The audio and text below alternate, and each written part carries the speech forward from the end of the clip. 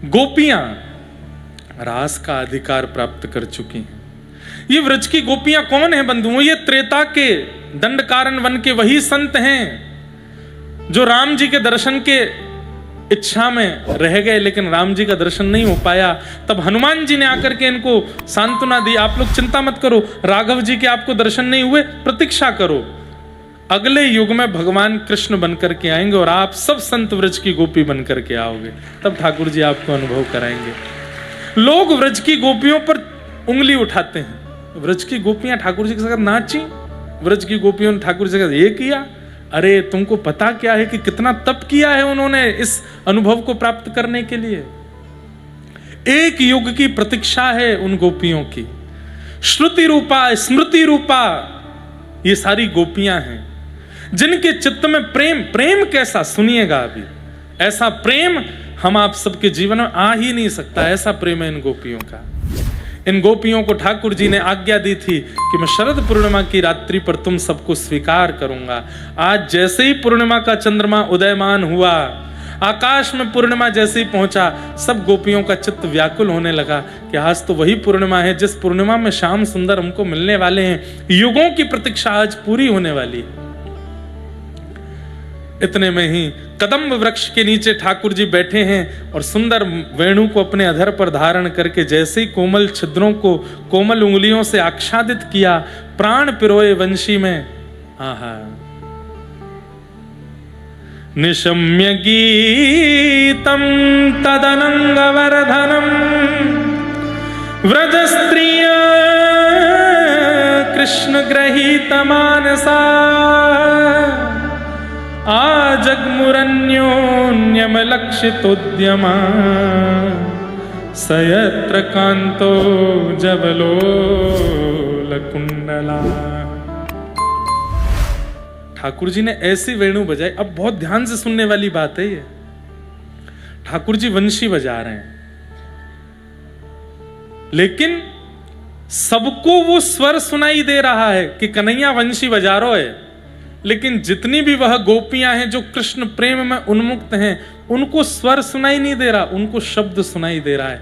उनके कानों में मानो जाकर के वो वेणु ध्वनि शब्द का रूप ले लेती है और कहती है, अरे गोपी, मैं तेरी प्रतीक्षा कर रहा हूं, जल्दी आ, या वृक्ष के नीचे या वन में तेरी प्रतीक्षा कर रहा हूं, जल्दी दौड़ करके मेरे पास आ। सब गोपियां नहीं भाग रही हैं ठाकुर जी के पास, जिनके कानों में जाकर के वो स्वर शब्द के रूप में जाकर के कह रहा है, जल्दी आ, मैं तेरी प्रतीक्षा कर रहा हूं, वही गोपियां भाग रही हैं। अब इसको आचार्य चरण कैसे बताते हैं कि कथा क्या है? कथा जो वक्ता करते हैं वो एक वेणु रव है। ठाकुर जी वंशी बजा रहे हैं। कई लोगों को लगता है कि केवल 4 घंटा का पास आउट है, व्यास जी बैठ करके 2-4 बातें बोलेंगे, बोल करके अच्छी बातें बोलते हैं, मन को अच्छी लगती है, हम चले जाएंगे, ये भी चले जाएंगे।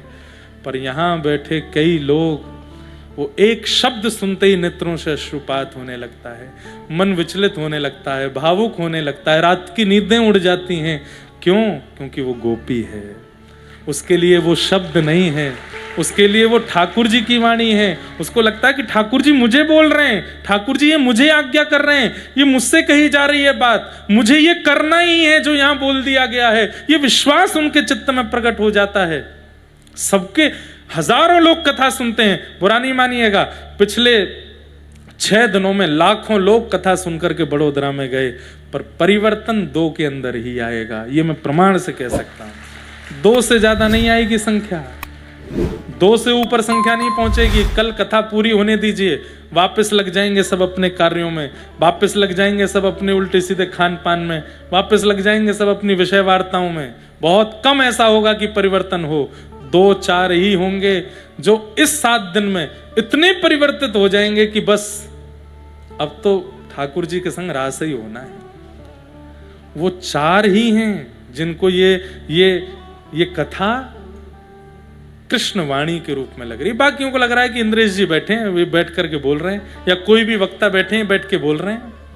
नहीं, एक बात बोल दूं, जब आप रास के अधिकारी हो गए होंगे तो आपको कथा पंडाल नहीं लगेगा, आपको रास का ये प्रांगण लगेगा। आपको यहाँ बहने वाली जो ब्यार है वो ब्यार ना लग के यमुना जी के जल के छींटे लगेंगे। आपको दिखने वाले वैष्णव जन सामान्य ना लग के ब्रजवासी दिखेंगे। और मंच पर बैठकर कथा सुनाने वाला वक्ता कोई वक्ता ना लग करके व्रज की कोई प्रधान गोपी लगेगा जो हमें श्री ठाकुर जी के समीप ले जा रहा है। अरे गिरिराज जी के प्रति यदि पर्वत की और पत्थर की भ्रांति है तो आप अभी भक्त नहीं बने। यमुना जी के प्रति जल की भ्रांति है तो आप अभी भक्त नहीं बने। व्रज रज के प्रति यदि आपकी मिट्टी की भ्रांति है तो आप अभी भक्त नहीं हुए। और ब्रजवासियों के प्रति मानव की भ्रांति है तो आप अभी भक्त नहीं हुए। ठाकुर जी के स्वरूप के प्रति यदि मूर्ति की भ्रांति है तो अभी आप भक्त नहीं। ये सब परिवर्तित हो जाएगा। हम लोग देखते हैं हमारे गिरिराज जी में ठाकुर जी जहां हाथ रखे वहां हाथ का चिन्ह, मन में विचार करता हूं कि इतना निष्ठुर है, ये कैसे हाथ बन गए? क्योंकि ठाकुर जी की गिरिराज जी के प्रति पत्थर की भावना नहीं है। ठाकुर जी की गिरिराज जी के प्रति किशोरी जी के हृदय की भावना है। इसलिए जहां ठाकुर जी हाथ रखते थे वहीं चिन्ह प्रकट हो जाता, जहां चरण रखते थे वहां चिन्ह प्रकट हो जाता था। मन की भ्रांति मतलब ब्रह्म। ये जो वहम हमारे चित्त में है कि ये पत्थर है, ये नदी है, ये ब्रजवासी मानव हैं, ठाकुर जी मूर्ति पाषाण है, प्रसाद केवल अन्न है, ये भ्रांति सबसे पहले हमारे चित्त से जाती है। तब समझो कि आप गोपी बन गए हो। आपको यमुना जी जल नहीं लगता है, आपको उसके प्रति साक्षात पटरानी की भावना है। तो ये गोपियां,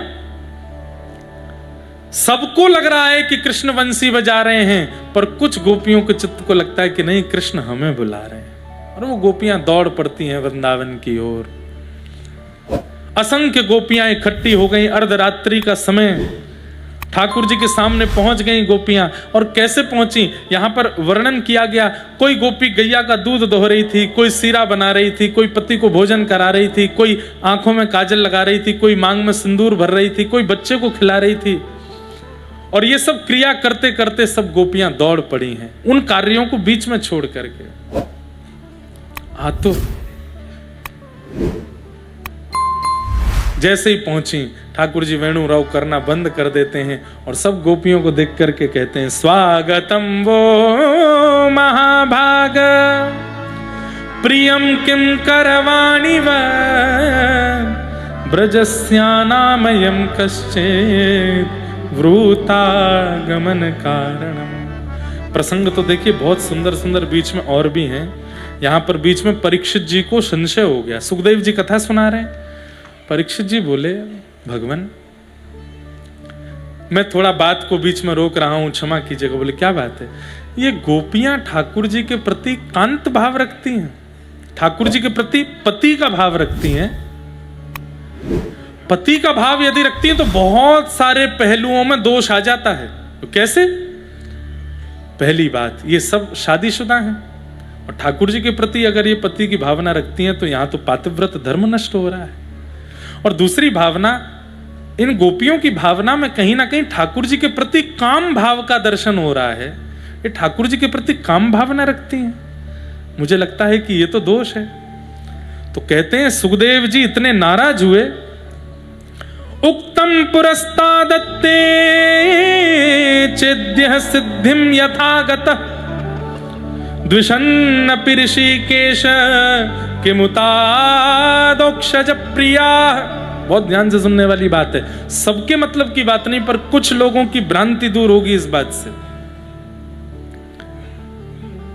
सुखदेव जी बोले, अच्छा मतलब गोपियां कांत मान करके जा रही हैं, ठाकुर जी के प्रति मान लो कि काम भाव से जा रही हैं, तो तुम्हारे मन में दोष आ रहा है। और वहां रावण 100 गालियां ठाकुर जी को देता है, शत्रु मानता है, तब किसी ने प्रश्न नहीं उठाया।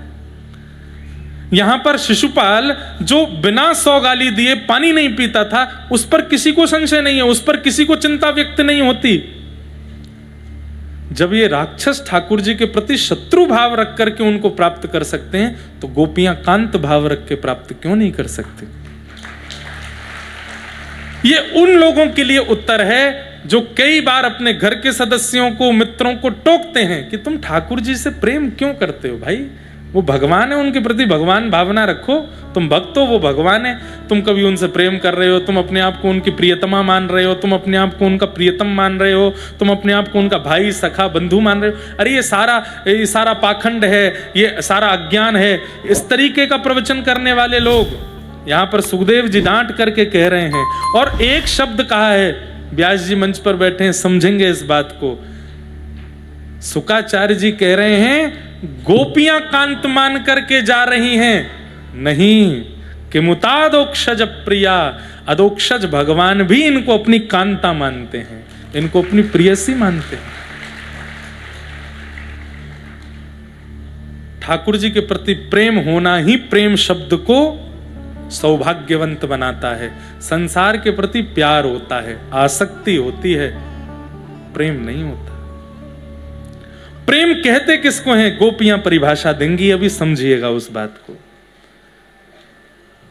ठाकुर जी ने कहा आप सब क्यों चली आई इतनी अर्धरात्रि को, अपने पतियों को छोड़ करके आई हो। ठाकुर जी परीक्षा ले रहे हैं। ओहो आप सब शादीशुदा हो, आप सब पति युक्त हो। अरे कईयों के तो बच्चे भी हैं, कईयों के तो नाती भी हैं। भगवान के रास में कौन सी गोपियां आई हैं। कई लोगों का भ्रम यहां भी टूटेगा। आबाल वृद्ध वनिता,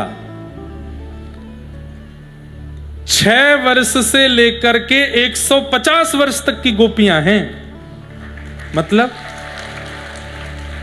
6 वर्ष की वो गोपी भी है जिसको स्त्री पुरुष का भेद नहीं पता, और 150 वर्ष की वो गोपी भी है जिसको 4 गोपियां उठा के चल रही है, दांतें नहीं है मुख में। और 150 वर्ष की गोपी से लेकर 6 वर्ष तक की गोपी, सबके चित्त में कृष्ण के प्रति एक ही भाव है। ये कैसे हो सकता है? ये सांसारी मोह नहीं है, ये सांसारी आकर्षण नहीं हो सकता। अरे कोई दादी अम्मा के समय की बूढ़ी माता जी, अब कोई, और ठाकुर जी की उम्र कितनी है? 6.5 वर्ष के हैं लाला। कितने वर्ष के? नहीं, 7.5 वर्ष के। गिरिराज उत्सव के 1 वर्ष बाद का ये क्रम है। 7.5-8 वर्ष के बीच के हैं ठाकुर जी। 7.5-8 वर्ष के बालक के प्रति कांत भाव आ सकता है? अगर कोई बालक यहाँ 6.5-7 वर्ष का हो, उसको मंच पे लाके खड़ा करो, इतनी भीड़ देख के रोने और लगेगा वो। उसके प्रति कांत भाव, उसके प्रति पति का भाव, उसके प्रति प्रेमी का भाव, इलॉजिकल बात है। बहुत लॉजिकल चिल्लाता है आज का समाज। ये बिल्कुल लॉजिकल हो ही नहीं सकता। तो जब लॉजिकल नहीं है, इसीलिए तो वो प्रेम है। यहां आप सिद्ध नहीं कर पाओगे, आज की बुद्धि से इसको बैठा ही नहीं पाओगे। गणित आपकी फेल हो जाएगी यहां पर। ये रास हो कैसे गया? पर हो गया क्योंकि वो प्रेम है। वहां पर सामान्य शरीर का भाव नहीं है, वहां सामान्य इंसानों का प्रेम नहीं है। इंसानों में उम्र देखी जाती है, इंसानों में शरीर देखा जाता है, इंसानों में सुंदरता देखी जाती है। यहां पर ये सब नहीं देखा गया। एक गोपी तो एक आंख में काजल लगा के आई है बस, और ठाकुर जी उसको भी, अरे प्रिय तू तो बड़ी प्यारी लग रही है। आप सब हंस रहे हो, लेकिन वहां वो वास्तविक मान रही है। एक गोपी अपनी चोटी गूंथ रही थी, तो एक तरफ की चोटी गूंथ पाई थी, दूसरी तरफ की चोटी खुली रह गई। इतने में वंशी की धुनाई तो ऐसे ही दौड़ी है। ठाकुर जी कह रही, आज तेरे केश कितने सुंदर लग रहे हैं। यहां रूप सौंदर्य नहीं देखा जा रहा है किसी का भी। एक गोपी एक आंख में काजल लगा रही थी, तो वंशी की धुन आने लगी, तो मन में विचार करने लगी, ठाकुर जी बुला रहे हैं, दौड़ी। आधे रास्ते में दूसरी गोपी ने कही, अरे एक आंख में काजल लगा के आइए, ऐसा लग रहा है एक आंख से काणी है क्या। काणी समझते हैं, जिनकी एक आंख थोड़ी छोटी हो। दूसरी में लगा किया। अब वो दूसरे में जब काजल लगा रही है तो उसको सहन नहीं हो रहा। ठाकुर जी प्रतीक्षा कर रहे हैं, सब गोपी मुझसे पहले पहुंच जाएंगी, कैसे लगाऊं। तो बार बार हाथ हिले, कभी ऊपर जावे कभी नीचे। जब पूरे आंख पे काजल फैल गया, दर्पण में देखा तो एक आंख में तो बढ़िया काजल, एक में फैला हुआ काजल लगा है। मन में विचार करने, अब इसको सही करने में समय लगेगा, तो पूरा काजल हाथ में लिया, पूरे मुंह पे ही लगा लिया, आंख दिखेगी बस। जब वो गोपी दौड़ी करके आई, कोई गोपी बोली, अरे तू कहा करके आई, पूरे मुंह पे काजल पोती आई। बोले, तू ना जाने, हमारो श्याम सुंदर मुख ना देखे, वो तो हृदय देखे। और वही हुआ, सब गोपियों में जब ठाकुर जी ने दृष्टि घुमा करके देखा, आहा, आज के या रास यूथ की सबसे सुंदर गोपी तो एक मुंह को दिख रही है। बोले कौन सी? जो मेरे जैसे वर्ण की खड़ी है, पूरे मुंह पे काजल लगा के, सबसे सुंदर तो यही है। यहां रूप की प्रधानता नहीं है, यहां पर स्वरूप की प्रधानता नहीं है, श्रृंगार की प्रधानता नहीं है, वस्त्रों की प्रधानता नहीं है, आयु की प्रधानता नहीं है, यहां पर भाव की प्रधानता है। ठाकुर जी गोपियों को थोड़ा परीक्षण करने लगे। तुम सबके पति हैं, बच्चे हैं, फिर भी तुम अर्धरात्रि में मेरे पास आई हो। पातिव्रत धर्म नष्ट हो जाएगा, पाप लगेगा, नरक जाना पड़ेगा तुमको। 10 श्लोकों में ठाकुर जी नरक जाना पड़ेगा, पाप लगेगा, यही बोलते रहे। गोपियों से कहा अब इसका उत्तर दो। थोड़ी देर तो गोपियां मौन रहीं और थोड़ी देर बाद गोपियां बोलना प्रारंभ करती हैं। मैवं विभोरहति भवान गदितुं नृशंसं संत्यज्य सर्व विषयांस्तव पादमूलम् भक्ता भजस्स दुर्वाग्रहमात्यजास्मान् देवो यथादि पुरुषो भजते मुमुक्षुन्। मेरे हृदय की कुछ कथाएं पेंडिंग रह गई हैं, मतलब मेरा मन है कि मुझे ऐसी इस विषय पर कथा कहनी है। उसमें एक विषय है प्रणय गीत, जो अब गोपियां कर रही हैं। यह गुप्त गीत है भागवत जी का। जैसे गोपी गीत प्रकट गीत है, प्रणय गीत गुप्त गीत है। यहां पर गोपियों का प्रेम सुनिए आप। गोपियां क्या कहती हैं? हे श्याम सुंदर, आपको क्या लगता है कि हम आपसे मिलने आई हैं, आपका स्पर्श करने आई हैं, आपको देखने आई हैं, आपसे कुछ मांगने आई हैं, या आपको कुछ देने आई हैं? नहीं। अरे हम तो भात की भांति हैं। भात समझते हैं? चावल। गोपियां कह रही हैं भक्त और भात की एक ही नाम राशि है, और दोनों के निर्माण की जो प्रक्रिया होती है वो भी एक है। जैसे भात को पहले धनकुटा से कूटा जाता है, उसके छिलके उतारे जाते हैं, खौलते पानी में डाला जाता है, जब वो मीड़ करके देखा जाता है, नरम गर्व तक हो जाता है, उसके बाद उसको दाल के साथ परोसा जाता है और भोक्ता दाल लगा करके चट कर देता है। बनने में लगे जिसको 5 दिन, पाने में नहीं लगते 5 मिनट। वही हमारी स्थिति है। आज तुम तक पहुंचने में हमने कितने पापड़ बेले आपको क्या पता। लोक मर्यादा, लाज मर्यादा, घर की प्रतिष्ठा। हम स्त्रियां हैं, हम पर कीचड़ उछालना बहुत आसान होता है। कृष्ण, एक पुरुष के ऊपर कोई बात बनाना, उस पर भी लोग 4 विचार करते हैं, और कोई बात बन भी जाए तो भी लोग सुनकर के भूल जाते हैं। पर एक स्त्री पर बात बनाना, कह देना बहुत आसान होता है। बंधुओं, जब सीता जी पर प्रश्न चिन्ह उठाया गया, वाल्मीकि रामायण वर्णन करती है, मुझे वो श्लोक याद नहीं है लेकिन मुझे उसका भाव याद है। तो वाल्मीकि जी ने जाकर के कहा कि सीता जी ऐसी नहीं है, आदि आदि सब। राम जी तो सब जानते हैं, पर पूरे विश्व को दिखाना चाहते थे कि जिस सीता पर तुम लोगों ने प्रश्न चिन्ह उठाया, उनकी पवित्रता तो देखो। सीता जी क्या कहती हैं? यदि राम जी के अलावा कोई अन्य पुरुष का चिंतन यदि स्वप्न में भी मेरे चित्त में हुआ हो, ना हुआ हो, ध्यान से सुनिएगा, राम जी के अलावा अन्य पुरुष का चिंतन स्वप्न में भी यदि मेरे चित्त में ना हुआ हो, केवल राम जी ही मेरे मन में, चित्त में, स्वप्न में रहे हों, तो इसका प्रमाण धरती फट करके मुझे स्वीकार कर ले। और तुरंत पृथ्वी खुल गई और श्री सीता जी उसमें विलीन हो गए। अयोध्या के लोग रोते रह गए सीता जी के प्रति। राम जी बोले अब कुछ नहीं। एक स्त्री का अपमान करना बहुत आसान लगता है लोगों को। आज तक कितने लोग उसकी भरपाई नहीं कर पाए जो सीता जी का अपमान हुआ, अपराध हुआ। प्रसंग आता है कि विमान आया जब भगवान श्री राम के साकेत गमन के लिए, तो इतने विमान आए, जितने अयोध्यावासी थे सबके लिए विमान आया, लेकिन उस व्यक्ति के लिए विमान नहीं आया जिसने सबसे पहले सीता जी पर प्रश्न उठाया। माने तो सब लोग उसकी बात में हामी सबने भरी थी, लेकिन फिर भी उस बात को प्रकट करने वाले के लिए विमान नहीं आया। तो सब लोग जाने लगे, तो राम जी ने हनुमान जी से कहा कोई रह तो नहीं गया? बोले कि महाराज एक व्यक्ति रह गया है। बोले कौन? सामने आए तो राम जी बोले ये तो वही है जिसने सबसे पहले सीता जी के भाव पर प्रश्न चिन्ह उठाया, उनकी पवित्रता पर प्रश्न चिन्ह उठाया, इसके लिए विमान नहीं आया। तो राम जी बोले क्यों नहीं आया? तो विमान भी बोलते थे, तो विमानों ने कहा जो हमारी आचार्य की अवहेलना करता है, जो हमारी किशोरी जी की अवहेलना करता है, आपकी अवहेलना करने वाला रावण था, उसको भी वैकुंठ मिल जाएगा, लेकिन आचार्य की अवहेलना करने वाले के लिए वैकुंठ के द्वार सदा के लिए बंद रहते हैं, इसके लिए विमान नहीं आएगा। तो राम जी को उस पर दया आ गई, तो राम जी ने धीरे से कहा सुनो, तुम हमारे सिंहासन के नीचे छुप के बैठ जाओ, हम अपने विमान में ले चलते हैं। ले गए, एक एक करके सारे विमान साकेत धाम में प्रवेश कर रहे थे। राम जी का सबसे बड़ा विमान जैसे ही प्रवेश करने लगा तो साकेत धाम के द्वार बंद हो गए। राम जी बोले ये क्या हुआ? 33 कोटि देवता खड़े हैं सामने, पुष्प वर्षा हो रही है, सब सोच रहे हैं ये मार्ग बंद क्यों हुआ।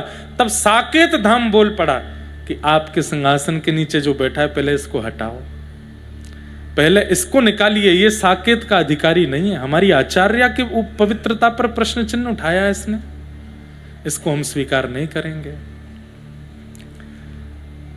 राम जी बोले भैया आप देखो, अब हम तुमको ले नहीं जा पाएंगे, लेकिन तुम चिंता मत करो, साकेत नहीं रहेगा, हम तुमको स्वर्ग भेज देते हैं, ठीक है? साकेत में नहीं रहोगे, स्वर्ग में तो रह लोगे। बोले आप जहां भेज दोगे। हे इंद्र इधर आओ, इसको लेकर के जाओ स्वर्ग में, इसकी बढ़िया खातिरदारी करना, हाँ इसको रखना वहीं पे। इंद्र ने तुरंत अपना मुकुट उतार के चरणों में धर दिया, बोले इसी वक्त इस्तीफा देता हूं, लेकिन स्वर्ग में इसको लेके नहीं जाऊंगा। हमारी किशोरी जी के ऊपर प्रश्न चिन्ह उठाया इसने। ध्यान से सुन लीजिएगा, स्त्रियों के ऊपर निंदा स्तुति करने वाले लोग, क्या होता है उसका परिणाम? उनकी पवित्रता पर प्रश्न उठाने वाले लोग, क्या होता है उसका परिणाम? इंद्र तैयार हैं अपनी पदवी छोड़ने के लिए, कहते हैं आप सबको पता है, जब आप अपने आसन पर बैठ करके कोई भी जप कर्म करते हैं तो पंडित जी कहते हैं उठने से पहले जल छोड़िए, और जल छोड़ के माथे से लगाइए सम शक्राय नमः। क्यों? सतकृतवे नमः, कि कहीं आपका पुण्य इंद्र ना ले जाए। इंद्र पुण्य क्यों ले जाते हैं? कहीं ये इतना पुण्य ना कर ले कि अगले मनवंतर में ये इंद्र बन जाए। इतनी प्यारी है उनको अपनी गद्दी। इंद्र अपनी गद्दी नहीं छोड़ते, लेकिन सीता जी की अवहेलना करने वाले को स्वर्ग रखना पड़ेगा तो मैं त्याग करने को तैयार हूं। इंद्र ने भी मना कर दिया, तो राम जी बोले चिंता मत करो, हम पे 2 ही लोग हैं, क्या और भी हैं? और दूसरा लोग कौन सा? बोले शिवलोक में रह लोगे, हैं तो वहां पे भूत प्रेत पिशाच, भूत प्रेत रहते हैं, लेकिन हम शंकर जी से कह देंगे भूत प्रेत तुम्हारा कुछ बिगाड़ेंगे नहीं, थोड़ी एक जगह मिल जाएगी, रह लेना, जैसी आपकी आज्ञा। शंकर जी आए, बोले बाबा आए, कहिए राम जी। बोले इसको आप शिवलोक में ले जाओ। शंकर जी बोले मेरी तीसरे नेत्र अभी फड़फड़ा रहा है और त्रिशूल बस तैयार बैठा है, आप इसको हवाले तो करो, मेरे जला के भस्म कर दूंगा इसको। राम जी के पीछे जाके छुप गया, बोले भगवान मुझे बचाओ। बोले भैया अब तो एक ही लोक रह गया है, वो कौन सा? बोले नरक लोक। तुम चिंता मत करो, तुमको खोलते कढ़ाई में नहीं डाला जाएगा, तुमको पकोड़ा नहीं बनाया जाएगा नरक में। नरक के 28 प्रकार के नरकों का वर्णन है ना, बड़ा खतरनाक। तुमको यमराज जी अपने दूतों में शामिल कर लेंगे। भैंसा पे बैठ के यमराज जी आए, बोले इसको ले जाओ यमलोक ले जाओ। बोले महाराज पापियों के लिए है यमलोक, महापापियों के लिए है यमलोक, ये तो जघन्य पापी है, इसने सीता जी के पवित्रता पर प्रश्न उठाया, इसके लिए तो नरक में भी हमारे यहाँ जगह नहीं है, नहीं लेके जाएंगे। सोचिए। तब राम जी बोले मैं परमात्मा हूं, मैंने ही यमलोक बनाया, मैंने ही स्वर्ग बनाया, मैंने ही साकेत बनाया, मैंने ही शिवलोक बनाया, मैंने पूरा ब्रह्म, मेरी बात नहीं मानोगे? नहीं मानेंगे। तब बोले फिर ये इसको भेजें कहां? पृथ्वी ने पहले ही द्वार बंद कर दी, बढ़िया हुआ ही चला गया, बाहर बना हुआ था, पृथ्वी पर वैसे ही नहीं जा सकता, जाएगा कहां? ब्रह्मांड में थोड़ी लहरता रहेगा। तब सबने मिलकर के कहा, बोले एक ही उपाय है इसको स्वीकार करने का। बोले क्या? यदि जनक नंदिनी जानकी दुलारी श्री जानकी जी अगर इसको क्षमा कर देंगे तो हम इसको स्वीकार करेंगे। तब राम जी उसको लेकर के श्री जानकी जी के पास गए कि इसने अपराध किया, यही है जिसने आपके पवित्रता पर प्रश्न उठाया। जानकी जी तुरंत अपने आसन से उठ गईं, तुरंत उसके सिर पर हाथ फेर, अरे ये तो मेरा बालक है, कोई बात नहीं, मैंने इसको क्षमा किया। जब किशोरी जी ने क्षमा किया तब सारे लोगों ने उसको स्थान दिया। गोपियां कह रही हैं कि स्त्रियों पर बात बनाना तो बहुत आसान होता है नाथ, पर जो बात बनाते हैं वो सावधान रहिएगा, नहीं करना चाहिए। स्त्रियों का सम्मान जिस कुल खानदान या जिस व्यक्ति के द्वारा नहीं होता, उसके हाथ का तर्पण भी उसके पितृ स्वीकार नहीं करते, देवता पूजा स्वीकार करें तो बहुत दूर की बात है। तो हम पर प्रश्न उठाना बहुत बड़ी बात है, लेकिन हम फिर भी लोक लाज मर्यादा की बिना चिंता किए हुए आज सब कुछ छोड़ करके आपकी शरण में आई हैं। आपसे मिलने की इच्छा नहीं है, आपके स्पर्श की इच्छा नहीं है, आपको देखने की इच्छा नहीं है, आपसे सुनने की इच्छा नहीं है। हमारा प्रेम केवल इतना है, एक बार कह दीजिए कि हाँ गोपियों तुम मेरी हो, बस इतना कह दीजिए। ये सुन करके चली जाएंगी और जीवन भर इसी विचार में रह लेंगे कि आपने हमको स्वीकार किया। हमारा प्रेम केवल इतना है, कोई शिकायत नहीं करेंगी, कोई इच्छा नहीं करेंगी। ऐसा प्रेम हो सकता है किसी का कि तुम बस ये कह दो कि तुमने मुझे स्वीकार किया, अब जीवन में भले ही मुझे दिखना मत, मुझसे मिलना मत, मेरे पास आना मत, मैं इसी भाव में जीवित रहूंगा। ऐसा प्रेम नहीं है संसार का। और चलो मान लो मेरी आज की कथा सुनकर के किसी ने जाकर के अपने किसी मित्र से कह भी दिया, लोग बाग तो ऐसी जल्दी इंप्लीमेंट करते हैं ना ऐसी बातों को। 3 साल बाद, 4 साल बाद, 5 साल बाद, 10 साल बाद क्या तुम उसकी स्मृति से विमुख हो जाओगे? निश्चित हो जाओगे। निश्चित कोई और प्रिय आ जाएगा, निश्चित कोई और आपके हृदय को भा जाएगा। वो प्रेम टिक नहीं पाएगा। पर गोपियां कह रही हैं जीवन में हृदय में स्थान किसी को देंगी नहीं, आपसे कभी मिलेंगी नहीं, बस एक बार कह दीजिए हाँ गोपियों मैंने तुम्हें स्वीकार किया। बस हमारा इतना ही प्रेम है नाथ, इसके अतिरिक्त हमें कुछ नहीं चाहिए। बहुत सुंदर है प्रणय गीत। और फिर अंत में गोपियां कहती हैं हम ज्यादा जिद नहीं करेंगी आपसे, हम जा रही हैं वापस अपने घर, हमारी एक वस्तु आपके पास है वो हमें वापस कर दो। ठाकुर जी बोले क्या है मेरे पास? कि चित्तम सुखेन भवता पहितम ग्रहेषु, हम चली जाएंगी वापस, हमारी एक वस्तु आपके पास है वो वापस कर दो। जी बोले मेरे पास क्या है? बोले हमारा चित्त आपके पास है, हमारा मन आपके पास है। बातें ऐसी करो कि ठाकुर जी पे प्रत्युत्तर नहीं रहे दोबारा देने के लिए। अब बताओ गोपियां क्या कह रही है? हमारा मन आपके पास है, वो हमें वापस करो। अगर हम बिना मन के वापस चली गई तो वैसे ही हमारा जीवन बर्बाद हो जाना है। क्यों? बच्चे कहेंगे माँ सीरा बना दो, हम कहेंगे नहीं बनाना। क्यों? मन नहीं है। मन कहाँ है? मन तो कृष्ण के पास है। पति कहेंगे चलो यमुना तट पर घूमने चलते हैं, हम कहेंगे नहीं जाना। क्यों नहीं जाना? मन नहीं है। मन कहाँ है? मन तो कृष्ण के पास है। अगर चाहते हो कि हम वापस संसार में चली जाएं तो हमारा मन जो आपने चुरा लिया है उसको वापस करो। ठाकुर जी बोले वो तो मेरे बस में ना है, मैं कैसे वापस करूं? बोले वापस नहीं कर सकते तो हमको स्वीकार करो, हमें अंगीकार करो। ठाकुर जी बोले अरे गोपियों मैं आज तृण तोड़ करके और शपथ लेकर के कह रहा हूं, मैं आप सबन को स्वीकार कर रहा हूं, आप सब मेरे।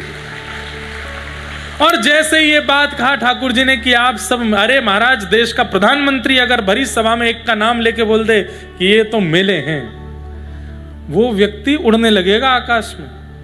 वो नगर में आदमियों को आदमी नहीं कहेगा। देखी नहीं तेने प्रधानमंत्री क्या बोले? ले सुन क्लिप सुन। और जगत नियंता जगदाधार अगर किसी को कह दे कि तुम मेरे हो तो वो गोपियां नृत्य नहीं करेंगी तो क्या? रास का मतलब नृत्य नहीं है। रास की पूरी परिकल्पना में, रास की पूरी व्यवस्था में जब ठाकुर जी ने गोपियों को स्वीकार किया तो इतनी आनंदित हो गई गोपियां। अति आनंद की चरम स्थिति जब आती है तब दो ही काम होते हैं, आंखों से आंसू निकलते हैं और पैर थिरकने लगते हैं। गोपियां नाचने लगी कि ठाकुर जी ने स्वीकार कर लिया, और नृत्य करती हुई गोपियों के पास ठाकुर जी जा रहे हैं। किसी का पल्लू से आंसू पहुंचते हैं, किसी के गले में गलवैयां डालते हैं, गोपियां रो रही हैं, नृत्य कर रही हैं। हमें श्याम सुंदर ने स्वीकार कर लिया। आज एक एक गोपी नृत्य कर रही है, ठाकुर जी उसके पास जा रहे हैं और उसे रास का अनुभव करा रहे हैं। कोई गोपी कहती है, अरे लाला मैं तो हार गई, ठाकुर जी उसके चरण दबाते हैं। कोई गोपी कहती है, लाला मुझे तो नींद आ रही, ठाकुर जी अपनी गोद में सुला लेते हैं। ऐसे ठाकुर जी रास करने लगे। लेकिन वही हुआ जो नहीं होना था, अभिमान आ गया। गोपियों को लगने लगा त्रिभुवन सुंदर कृष्ण और विश्व मोहिनी हमारे रूप पर आसक्त हो रहे हैं ठाकुर जी। और जैसे ही ये मान गोपियों के चित्त में आया, ठाकुर जी रास के मध्य से अंतर ध्यान हो गए। गोपियां विचरण करती रहीं, ढूंढती रहीं, वही बात, रास रमनता मारी नथनी खोबारी। मतलब वो जो नथनी का मतलब जो मान आ गया, यही तो नहीं चाहिए रास में। बंधुओं, ठाकुर जी आपसे सेवा करा रहे हैं, और कभी ऐसा हो गया कि आपने भोजन की थाली ठाकुर जी के सामने रखी, पर्दा किया, 15 मिनट बाद आके देखा चावल चट्ट हो गए, आप क्या करोगे? फोन ला तुरंत वीडियो देखिए, मेरे ठाकुर जी ने आज भोग लगाया, पोस्ट करो इसको। आप ये करेंगे, हुआ किसी के साथ नहीं, पर ये कर देंगे हम। और फिर हम यही मान में चले जाएंगे कि हमारी भक्ति इतनी प्रिय लगती है ठाकुर जी को कि हमारे घर की रोटी पा रहे हैं। इसी मान के कारण ठाकुर जी, कहीं आपको मान ना आ जाए, यथावत थाली मिलती है 50 मिनट बाद भी, एक तिनका भी ठाकुर। एक बार हमारे व्रज की घटना बताते हैं, श्री राधारमन लाल जी का राजभोग हो रहा था। ठाकुर जी अपने राजभोग पा रहे थे। नियम है, एक समय बांध दीजिए, ठाकुर जी को इतने समय बाल भोग आरोगाना है, इतनी देर राजभोग, और ठाकुर जी को बता दो, नाथ हम 20 मिनट बाद आएंगे, आप पाओ प्रेम से। 20 मिनट में एक आध मिनट ऊपर ही हो तभी जाइए, पर उससे फिर पहले मत जाइए ठाकुर जी के पास। क्यों? ठाकुर जी के सब सखा प्रकट होते हैं, सब गोपियां एक साथ चारों तरफ सब बैठ के प्रेम से पाते हैं फिर। और फिर जब जाओ तो बाहर से ताली बजा दो, घंटी बजा दो, ठाकुर जी कह दो, ठाकुर जी हमारे यहाँ आप सचेत हो जाओ। ठाकुर जी फिर से अपने स्थान पे आके बैठ जाएंगे, आप भोग की थाली ले जाओ। तो हमारे वृंदावन में एक बार ऐसी घटना हुई, राधारमन, मैंने गुसाइयों से सुनी, सत्य है, सत्य ही है। राधारमन लाल जी की प्रसादी चल रही थी भोग भीतर, और गुसाई जी को समय पता है कि इतनी देर बाद ठाकुर जी के समीप जाना है। किसी और गुसाई से बात करते करते करते उनको लगा कि समय पूरा हो गया, और समय पूरा हुआ नहीं था। इतने में ही जैसे ही उन्होंने भीतर प्रवेश किया तो क्या पाया, श्री राधारमन लाल जी के ओष्ठ के पास में चावल का एक तिनका यहाँ चिपका हुआ है। ठाकुर जी प्रसाद पा रहे थे, बीच में ही पहुंच गए। कैसे पहुंच गया? तो ठाकुर जी की अपनी अवधि है। अब उसके ऊपर यदि कोई व्यक्ति मान कर लेता है तो ठाकुर जी को प्रिय, इसलिए ठाकुर जी मूर्तिमंत ही रहते हैं, कुछ कहते नहीं। गोपियों के चित्त में मान आ गया कि हम बड़ी सुंदर हैं, इसलिए ठाकुर जी रास कर रहे हैं। ठाकुर जी बोले, अच्छा सुंदर हो तो अपना रूप दर्पण में जाके देखो, किसी का काजल फैला है, किसी के बाल खुले हैं, किसी, इसमें सुंदरता देखूंगा मैं। मान। ठाकुर जी अंतर ध्यान हो गए, गोपियां यत्र तत्र ढूंढती रहीं। मान क्यों आया? क्योंकि बिना आचार्य के ठाकुर जी की सेवा में गई हैं। अभी तक किशोरी जी नहीं आई थी रास में। इसलिए मैं निवेदन करता हूं, सेवा में जाने से पूर्व, ठाकुर जी के कपाट खोलने से पूर्व, पहले नेत्र बंद करके अपने गुरुदेव का स्मरण करो और गुरुदेव से कहो, अगर आज सेवा में कुछ विलक्षण हो जाए तो हे गुरुदेव, मेरे चित्त में मान मत आने दीजिएगा। गुरुदेव का स्मरण इसलिए आवश्यक है क्योंकि वो आपकी सेवा में बनने वाले अपराधों को हृदय में बैठ के समाप्त करते रहते हैं। किशोरी जी आचार्य हैं, किशोरी जी गुरुदेव हैं। गोपियों बिना किशोरी जी के रास में चली गई हैं। अब जब ढूंढते हुई गई, श्याम सुंदर तो मिले नहीं, तभी बोली किशोरी जी के पास चलो। यमुना तट पर किशोरी जी बैठी थी। गोपियों ने जाग करके कहा, हे सुन राधिका दुलारी, तेरे द्वार का भिखारी हूं मैं, श्याम का पुजारी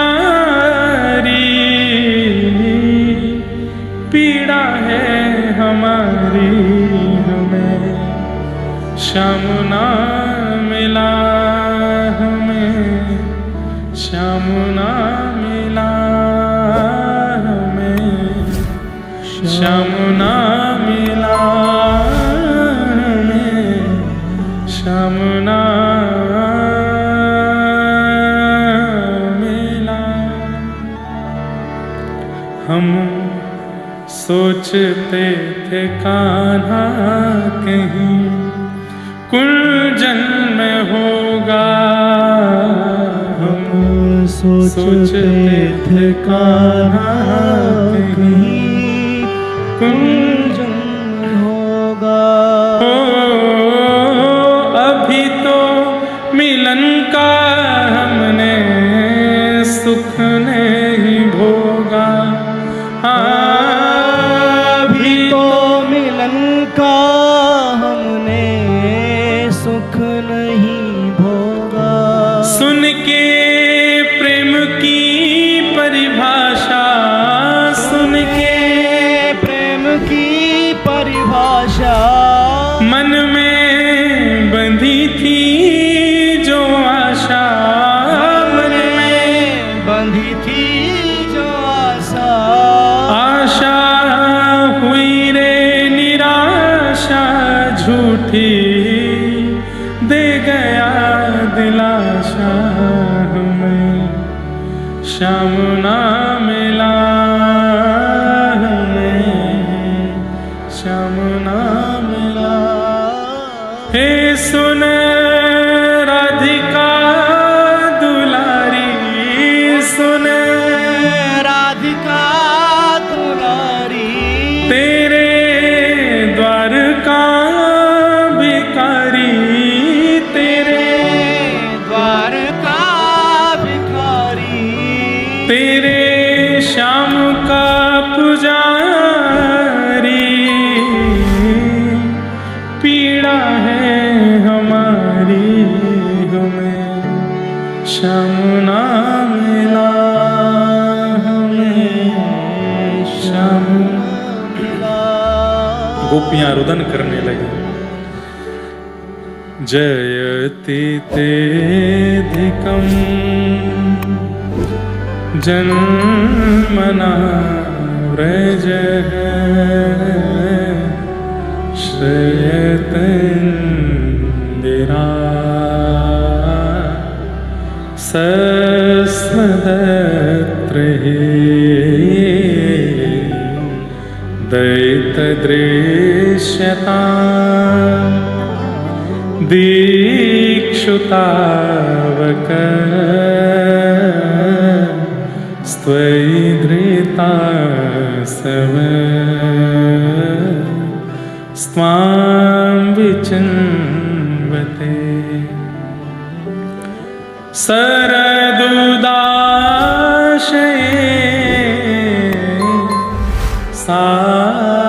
साधुजातस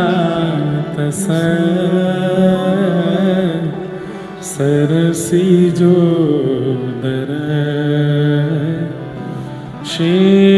शेमुषादृश। गोपियों ने गोपी गीत गाया। बंधुओं, ये वो शब्द हैं जिन्होंने ठाकुर जी को प्रकट किया। जैसे ही गाया, ताशामाविर्भूत सौरी स्मयमाय मुखाम्भुज पीतांबरधर श्रगवी साक्षान् मन्मथ मन्मथ इति गोप्यः प्रगायन्त प्रलपस्त्यंश चित्रधा रुरुदो स्वस्वरं राजन् कृष्ण दर्शन लालसा। व्यक्ति जब संसार के लिए रोदन करता है तो कंसुरा बेसुरा रोता है, लेकिन जब वो ठाकुर जी की याद में रोता है ना, उस समय उसका मुखमंडल और उसका स्वर सब सुरयुक्त होता है, भावयुक्त होता है। बंधुओं, एक बात कहें, पूज्य बापू एक बार अपनी कथा में कह रहे थे, यदि किसी को ठाकुर जी की कथा सुनते सुनते रोना आ जाए, ठाकुर जी की धाम की याद आ जाए, ठाकुर जी के जनों की याद आ जाए, ठाकुर जी की लीला की स्मृति होने लगे और वो रुदन में बन करके प्रकट होने लगे, तो समझना ठाकुर जी आपको छू रहे हैं, ठाकुर जी आपको स्पर्श कर रहे हैं। और भगवत विरह में किया गया रुदन स्वर युक्त होता है। ठाकुर जी के विरह में किया गया जो रुदन होता है उसमें व्यक्ति चीखता चिल्लाता नहीं है, बुरी तरह व्यथित नहीं होता, बस वो रोता है भावुक होकर के, और उसको उसमें सुख मिलता है। दुनिया के लिए रोने में लगता है कोई आके मुझे शांत कर दे, और ठाकुर जी के लिए रोने में लगता है मुझे छेड़ो मत, थोड़ी देर रोने दो, थोड़ा रुदन कहने दो।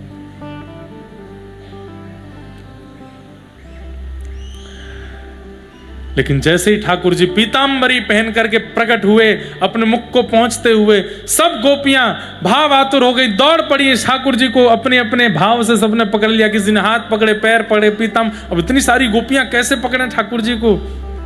इतने में ही ठाकुर जी सब गोपियों को बोले, रुक जाओ, इतने व्यथित मत हो, मैं आप सबसे वचन देता हूं, आपके ऋण से मैं कभी उऋण नहीं हो पाऊंगा। और बंधुओं फिर क्या हुआ? रास में तो एक कृष्ण अनेक गोपियां थीं। अब ठाकुर जी बोले हर गोपी प्रतीक्षा करे कि वहां से फ्री होंगे तो मेरे पास आवेंगे, वाते निवृत्त होंगे तो मेरे पास आवेंगे, एक ही कृष्ण है। ठाकुर जी बोले नहीं, अब आप महारास में हो, जितनी गोपी उतने कृष्ण प्रकट हो गए।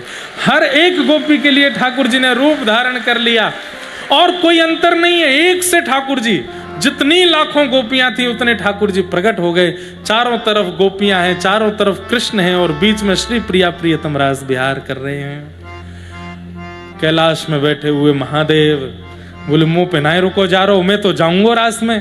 ब्रह्मलोक में बैठे ब्रह्मा जी बोले भैया वेद आदि सब थोड़े ने एक देर शांति रखो, मैं तो जा रहा हूं रास में। महादेव दौड़े हैं, ब्रह्मा जी दौड़े हैं, गोपियों ने द्वार बंद कर दिया, कहां घुसे चले जा रहे हो? बोले हम महादेव हैं। बोले यही मान तो अंदर नहीं जाने दे रहा, यहां पे हम गोपियों को सूक्ष्म मान नहीं जाने दे रहा, आप कह रहे हो कि मैं महादेव हूं। तब कहते हैं ललिता जी ने वहां यमुना जी के तट पर बैठ करके जितने देवता आए थे सबको प्रेम का पाठ पढ़ाया, सबकी गुरु बन गई ललिता जी, सबके गले में कंठी माला पहनाई ललिता जी ने। और जब सबको प्रेम सिखाया तब पूछा हाँ जी आप कौन हो? बोले मैं तो एक गोपी हूं। गोपी का अर्थ क्या है?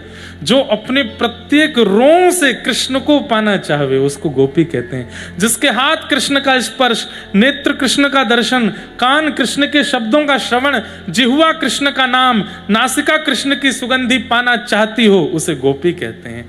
सब देवता बोले हम तो गोपी हैं। कौन से लोग ते आए हो? बोले हम तो सब वृंदावन से आए हैं। बोले हाँ अब जाओगे रास में। ललिता विशाखा बोली नेक्स्ट श्रृंगार और कर दे उनको। सबरे आए हैं, सबके नथनी पहनाई। शंकर जी तो कानों में बिच्छू टांग के घूम रहे थे, गले में सर्प आदि लटक रहे थे, बागंबर आदि पहन रखी थी, गंगा जी लटक रही, शीश पर गंगा जी बह रही हैं, सुंदर जटाएं हैं। सब खोल खाल करके कहा कि अब आप महादेव नहीं, अब आप गोपी देव गोपेश्वर बन करके जाओ भीतर।